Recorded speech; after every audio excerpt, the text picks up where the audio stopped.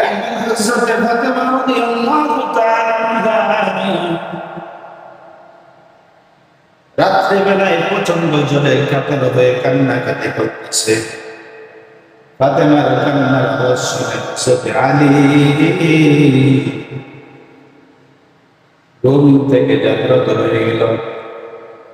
আলী ফাতেমাকে প্রশ্ন করতেছে, তুমি এত রাত্রে কাঁদছ কেন?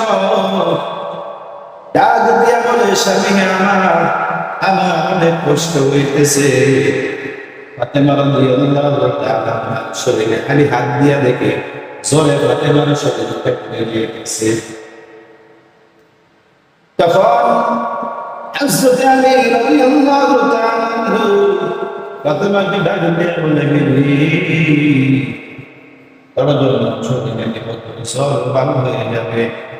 ডাক দিয়ে বলে, স্বামী এই জনগণ হওয়ার মতো না, আমার মনে হয় আমি আর দুনিয়াতে বাঁচবো না, দুনিয়াতে আমি মনে হয় আর বাঁচবো না। হযরত ফাতেমা রাদিয়াল্লাহু তাআলা আনহা আলীকে ডাক দিয়ে বলে, আমার পিতা মৃত্যুর সময় এসেছিল, ইন্তেকালের সময় আমার পিতা আমাকে বলে গেছে কানে কানে, ফাতেমারে আমার পরিবারের মধ্য থেকে তুই সর্বপ্রথম আমার সাথে সাক্ষাৎ করবি।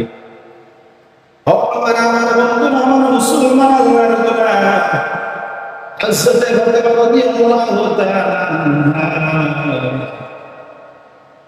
রাসূল সাল্লাল্লাহু আলাইহি ওয়াসাল্লামের ইন্তেকালের 6 মাস পরে দুনিয়া থেকে বিদায় নিয়ে চলে গেছে।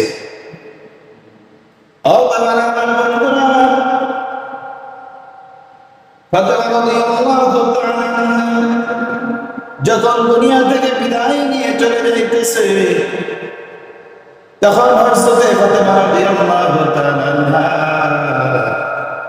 স্বামীকে ডাক দিয়ে বলতেছে, স্বামী আমার, জীবনে কত অন্যায় করেছি, ভুল করেছি,